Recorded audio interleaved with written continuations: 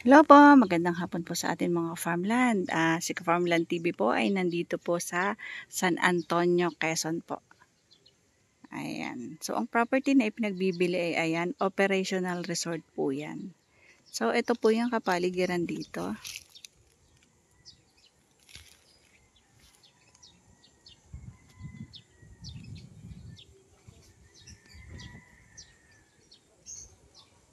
Ito po ay napakalapit sa highway.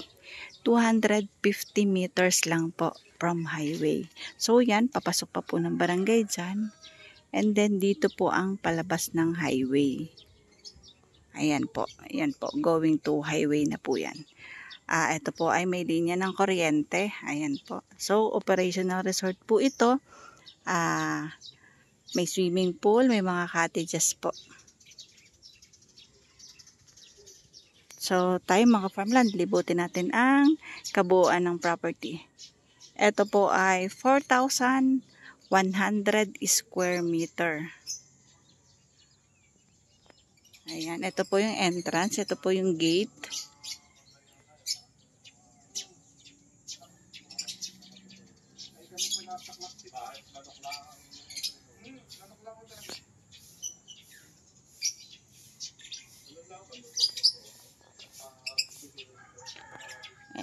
So, ito po ay all-in na. Kung ano po yung nandito, yun po yung ipinagbibili. So, ayan, dito muna tayo sa right side. Ito ay merong mga kubo. Yan yung pinaka-rooms nila na pwede kang pag mga mag-overnight ang inyong mga guest.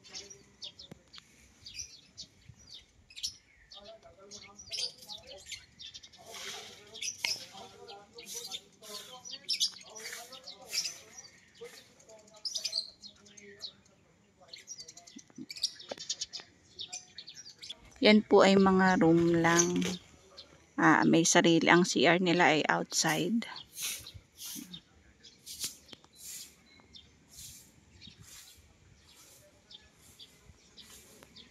Ayan. Andito po yung mga CR ng mga kwarto na yan.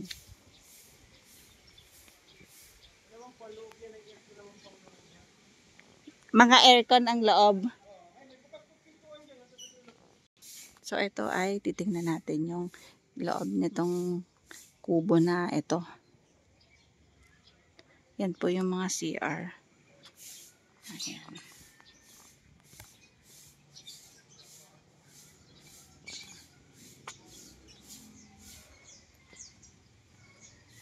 Ito ang ayan, meron siyang receiving area. So, open natin. Aircon naman po pala itong ano.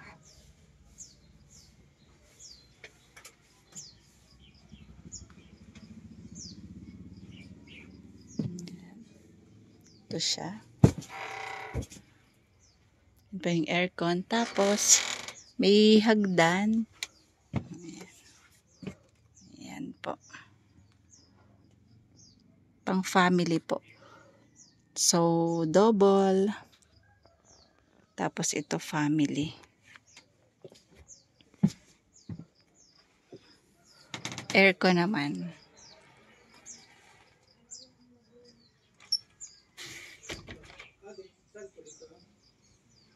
Yan. So, ito yung CR. Ayan. So, meron silang mga tambayan. Tapos, meron silang half court.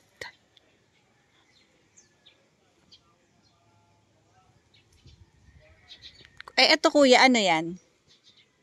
Etong building na to. Accommodation din. Ilang tao ang pwedeng makaano doon? 6 ay ano, pwede pong 7. May CR sa loob? May CR. Okay. May sariling CR. So, ito yung half court nila kung ang mga guest ay gustong magpapawis, magbasketball. So, ayan siya. Tapos, maganda yung area kasi meron pwedeng paglaruan yung mga bata.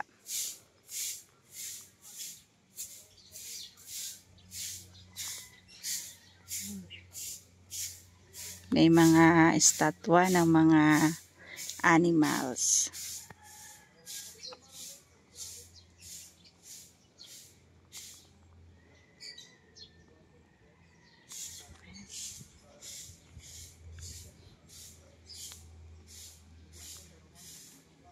Ayan, ito po yung isa pa ding accommodation nila. Isang rooms na pang family.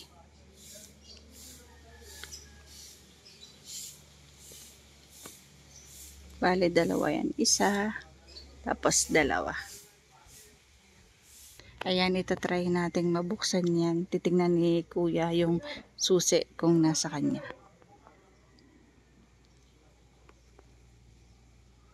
Mga farmland, ito, maganda itong property. Tapos, hindi siya ganun kataas yung presyo. Maganda yung amenities niya. Tapos ito, merong tambayan. May pinaka-cottage po dito na pang family, pang barkada.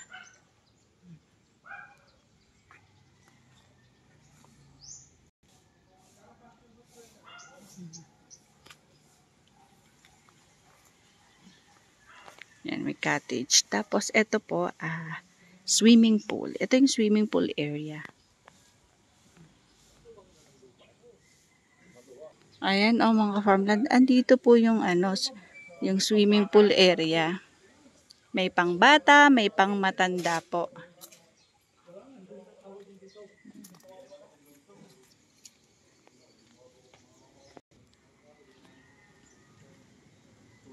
Kuya, open na yun?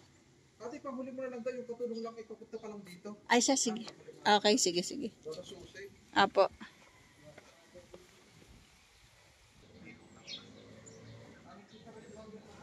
Ayan, yan po yung kanilang fish pond. Yan. Yan po ay ang pinaka function hall nila.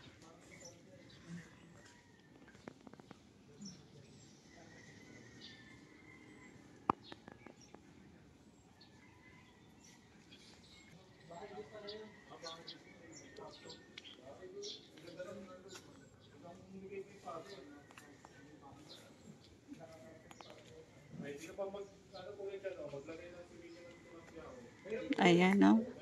Yan po yung fish pond area nila.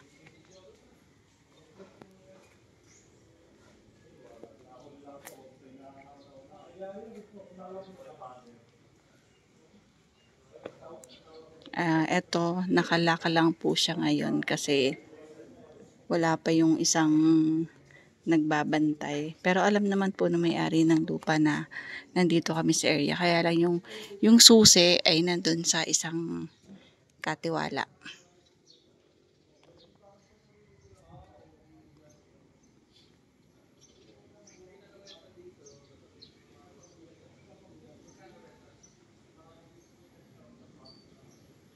Yan yung pinaka function room nila. Function hall. Tapos meron siyang video okay area. Ayun.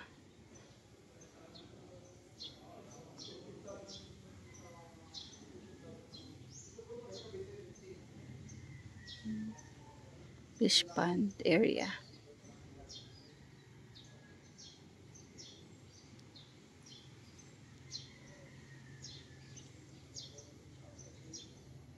Yan, nandito po yung yung kanilang tangke ng tubig, yung pump, yung makina. So ayan, ito po ay malinis tong area at nililinis po nung nagbabantay.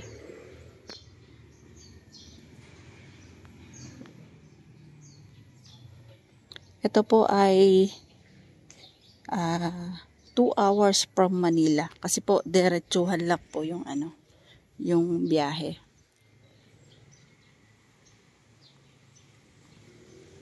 Ang iba, pag sinabing Quezon, nalalayuan na. Pero depende po yun sa location. Hindi po lahat ng Quezon ay malayo.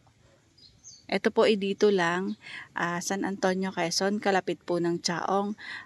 Boundary po ng Padre Garcia.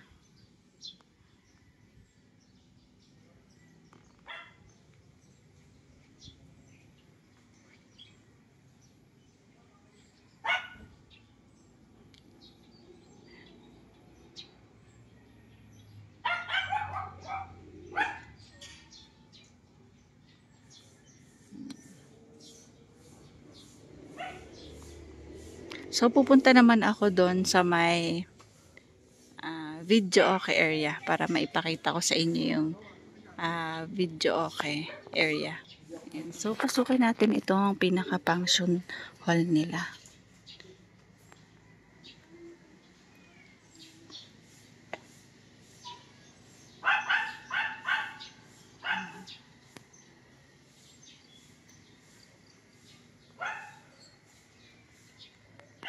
Ayan. So, ito po ay air condition. Tapos may naka-built-in na din sila dyan ng mga speaker. Kompleto dito. Meron din silang mga lights. Ayan.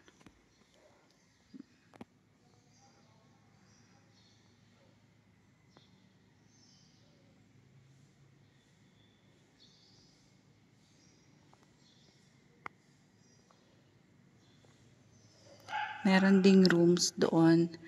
Maybe CR yun. Yan, kompleto sila. Meron din silang sound system.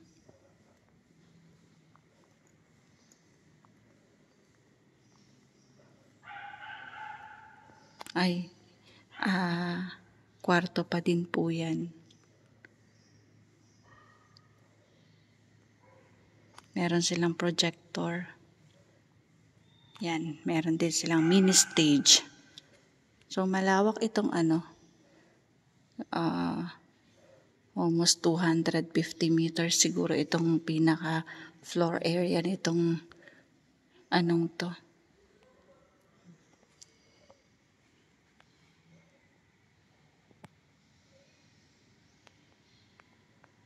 Yan. Air condition. Merong sound system. Meron na ding mga ilaw.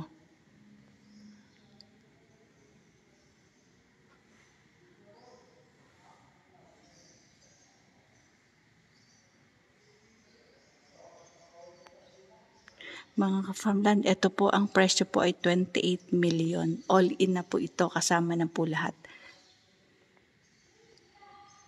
Labas tayo, pupunta tayo dito sa may video okay area. Ayan po sa area na yan. So, babalikan ko mamaya yung dalawang kwarto doon na hindi po nabuksan. So, dito muna ako pupunta. And then, panghuli ko po doon sa may entrance, doon sa may billiard room.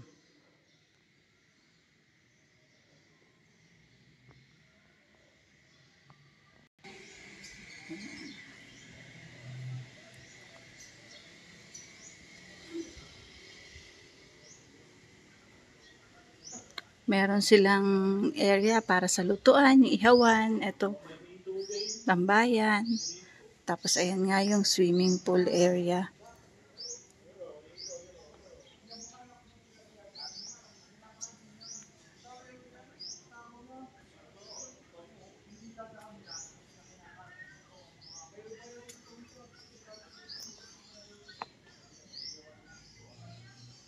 Ito po yung video okay area nila. Tapos merong slide para sa mga bata yung slide.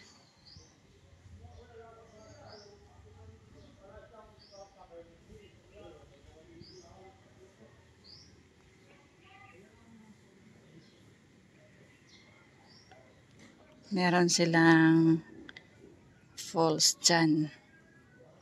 Yan. Mahangin kasi kaya madaming dahon. So, nag-i-start silang maglinis. Tapos, dito ay shower area. CR.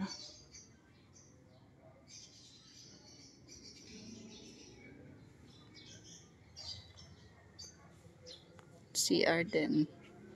Tapos, washing area dito.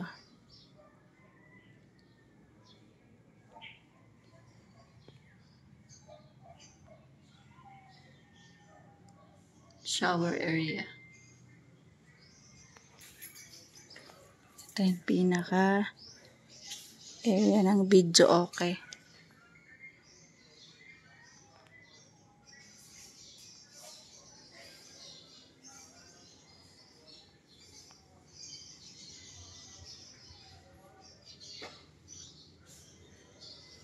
gustong manganta, magtagay, mag-happy-happy.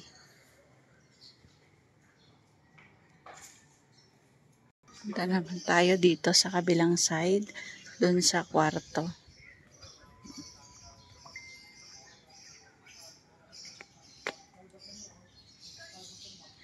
Dun sa room doon.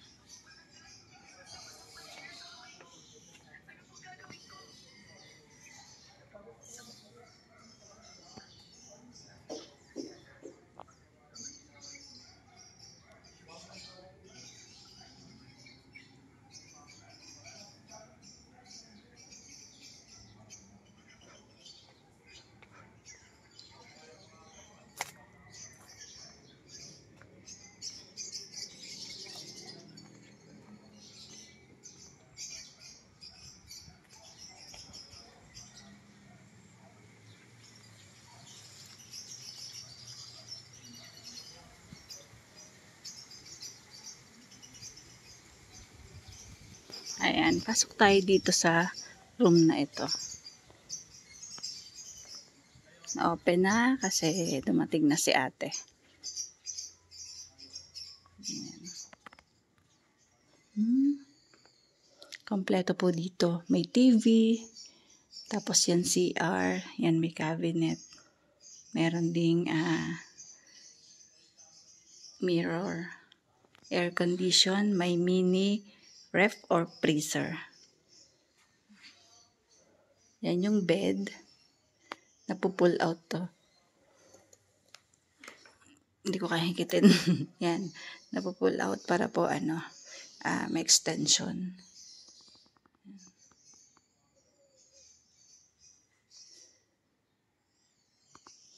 Ito yung loob ng loob ng room dito.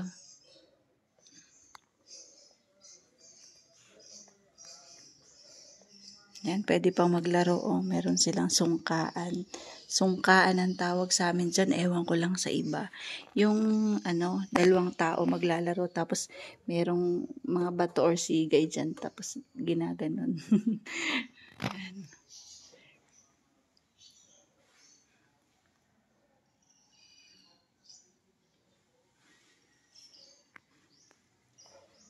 Yan. Tapos, ito yung CR nila. Yan ang shower area.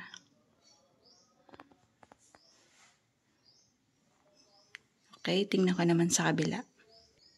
Okay, dito tayo sa kabilang area. Pupuntahan natin, tingnan natin kung naka-open. Pero same lang kasi sila ng nilalaman ng kwarto. So, punta naman ako dun sa may billiard area.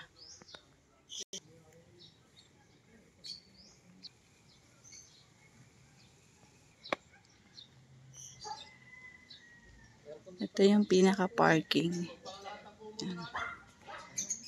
Nakakatuwa kasi aircon yung mga kubo niya. Ate, ano ito? Gym po siya dati, ma'am. Pero Okay. ari po ay wala na. Kinuha na yung mga gamit. Okay po. Ito po, kwarto din? Ayan, ito yung kitchen nila. Pero may dirty kitchen din doon. Napuntahan ko na po yun. Tapos ito, kubo nyo din. Doon yung sila nagwawalis. Tapos ito yung naging bahay nila dito. Malaki din po. Ito yung area ng may-ari. Oo. Okay. Tapos ito yung dating opisina. Tapos yan po yung billiard hall nila. Tapos ito yung stock room. Yan. Anong pangalan ng vlog mo? Ako po ayan. Ito po yung generator nila. Sige po. Yan.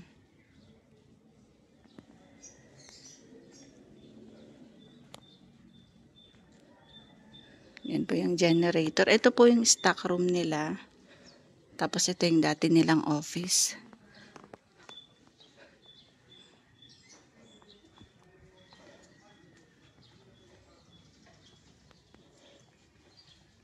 Ito po yung billiard hall. billiard area. So, ayan yung entrance. Sa kabilang side kasi ipapakita ko yung space dito na pinag-aalagaan ng kambing. So, kasi dito, ito sa area na ito, maliit lang to, almost ano lang siguro to, 3,000 square meter. So, pupunta kami doon kasi kasama pa po yun sa area. Ayan, so ito kasama po ito sa area na 4,100 square meter. So, mga ka-farmland, tingnan nyo ang taas ng pader, oh, libot ng bakod. Nandito yung mga cages ng kanilang mga ibon. So, may harang kasi ang alaga ay mga kambing. Ayan. Ginawa ni seller na anuhan ng kanyang mga kambing. So, ang frontage pala nito almost 100, more or less 100 meters. Kasi ayun, 50. O nga, ayan yung pader niya. Sa kabila niyan, yun na po yung kalsada.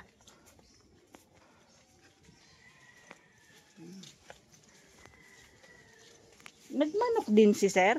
Apo. Kasi may ruweda. Pati pa yung tao niya. Okay. Ayan. So, ayan o.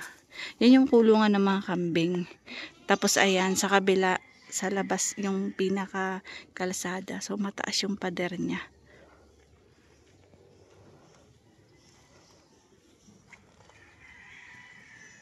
Mountain view. Kuya, bundok ng ano yan? Sa Lipa. Ay, dilahi ang kambing nila. Pero yan, hindi kasama sa bentahan. Baka isama niyo po. Yun lang yung pagkakahandiyan. Ayan. Pati daw ng korte. Ayan. Ayan po ay bahay ng tauhan ni Sir. Up and down. Ito ay, ano ba to? Stock room nila. Tapos may raweda sila kasi dating nag-alaga yata ay may-ari nito ng panabong na manok. Ayan. So may extra pa dito na almost 1,000 square meter more or less ito. Malaking area.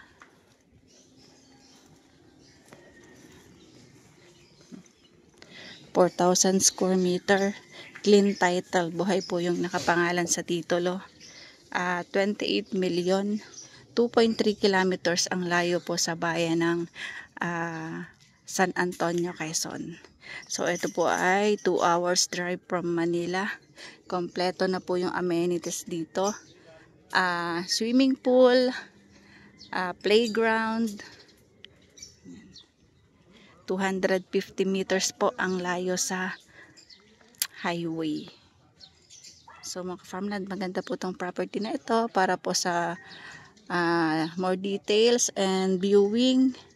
Message lang po kayo kay Ka-Farmland TV sa aking WhatsApp, Viber, personal messenger at Facebook page ni Ka-Farmland TV. So, paano mga Ka-Farmland? Bye-bye. See you for the next videos.